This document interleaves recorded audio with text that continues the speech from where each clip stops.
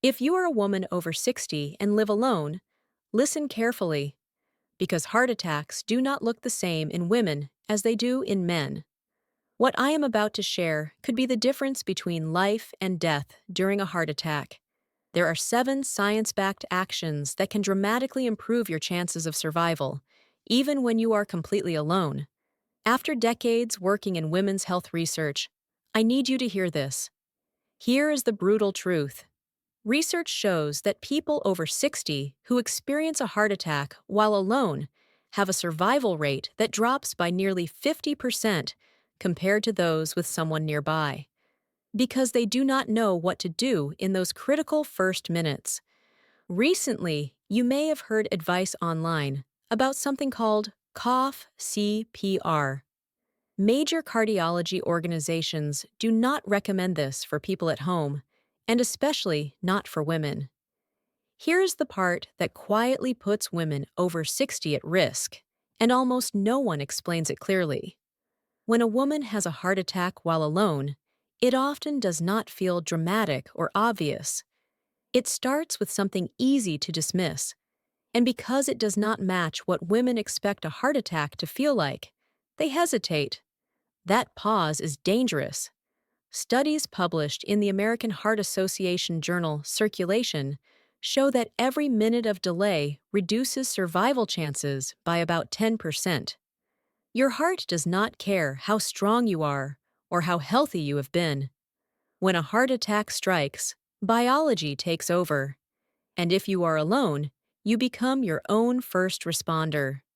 In those first minutes, the difference between survival and tragedy usually is not luck. It is knowing exactly what to do, even when your symptoms do not look the way you expected. So I am going to walk you through 7 actions, ranked from important to absolutely critical.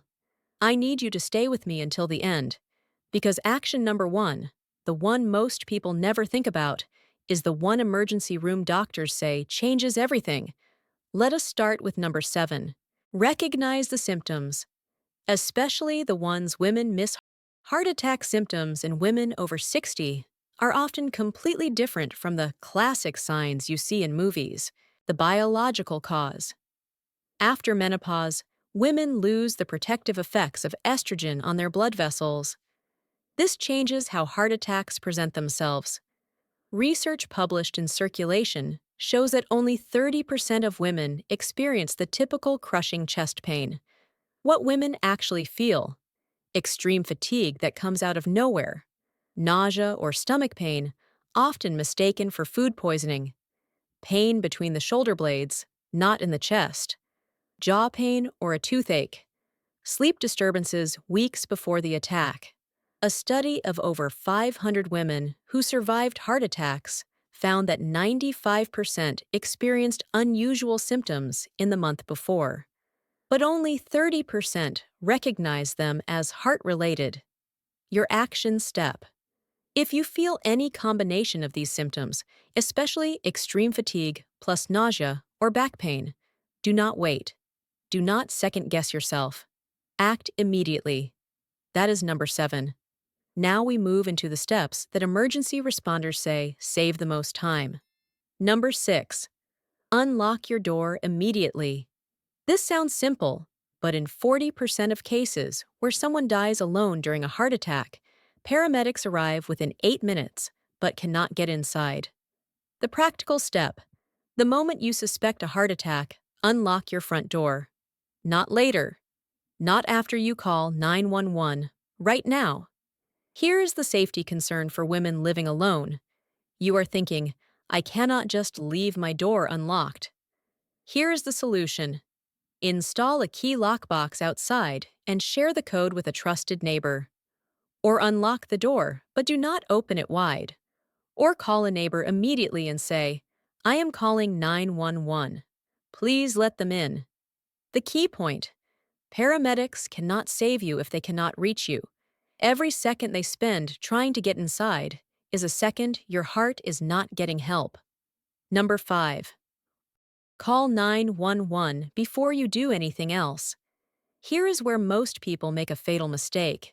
They call a family member first. They try to drive themselves to the hospital, or they wait to see if it gets better. The science is clear.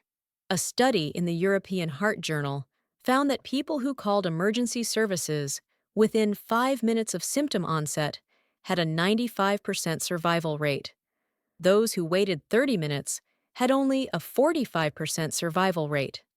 First, paramedics start heading to you with life-saving equipment. Second, the hospital emergency room prepares for your arrival. Third, you get medical guidance over the phone while you wait. The 911 operator can guide you through the next steps while paramedics are on their way. You are not alone anymore. Doctors often recommend putting your phone on speaker so you can follow instructions without holding it to your ear. Next up is the one action doctors say people get wrong most of the time. Number 4. Chew an aspirin, but only if it is safe for you. Here is the part most people miss. Aspirin can be life-saving during a heart attack, but only if you are not already taking certain medications. Aspirin prevents blood clots from getting bigger. During a heart attack, a clot is blocking blood flow to your heart. Aspirin buys you time. The critical safety check, especially for women over 60. Stop and ask yourself, are you taking blood thinners, such as warfarin, Xarelto, Eliquis, or Pradaxa? Do you have stomach ulcers or bleeding problems? Are you allergic to aspirin? If the answer is yes to any of these, ask the 911 operator before taking aspirin. If the answer is no, chew 300 milligram aspirin. Do not swallow it whole, chew it. This gets it into your bloodstream about 5 minutes faster. A meta-analysis of 16 studies found that aspirin taken during a heart attack reduced mortality by 23%, but in people already on blood thinners, it increased bleeding risk by 40%. The key point: if you are unsure, even slightly, do not decide alone. The emergency operator will decide with you and tell you exactly what to do. If this video is helping you so far, save it now. You may never need it, but if you do, it could save your life. Now let us move on to number 3, a simple but very important step many people underestimate. Number 3, sit down and stay still. Your instinct may be to pace or move around, to walk it off. Do not. The biological reason: when you move, your heart needs more oxygen. During a heart attack, your heart is already starved for oxygen because a blocked artery is limiting blood flow. Movement makes it worse. What to do instead? Sit in a comfortable chair or on the floor with your back against a wall. Keep your upper body slightly elevated. This helps your heart pump more efficiently. The research: studies show that people who remain still during a heart attack have significantly less heart muscle damage than those who continue moving. Number 2, focus on slow, steady breathing. Here is what happens during a heart attack. Your body goes into panic mode. Your breathing becomes rapid and shallow. This makes things worse. Why controlled breathing helps? Slow, deep breaths activate your parasympathetic nervous system, the part that calms your body. This reduces the workload on your heart. Your breathing pattern: breathe in slowly through your nose for 4 counts. Hold for 2 counts. Breathe out slowly through your mouth for 6 counts. Repeat. No force, no stress, just gentle, steady breathing. This next step costs nothing. It takes no strength, and it saves more lives than any medication. Number 1, stay on the phone with emergency services. Here is the action emergency room doctors say changes everything, the one most people over 60 do not think about. Do not hang up after giving your address. Why this is critical: the 911 operator is trained to monitor your condition, guide you through symptoms, and alert paramedics if things change. If you lose consciousness, they know immediately and can direct paramedics to force entry if needed. A landmark study published in the New England Journal of Medicine followed 2,000 heart attack patients.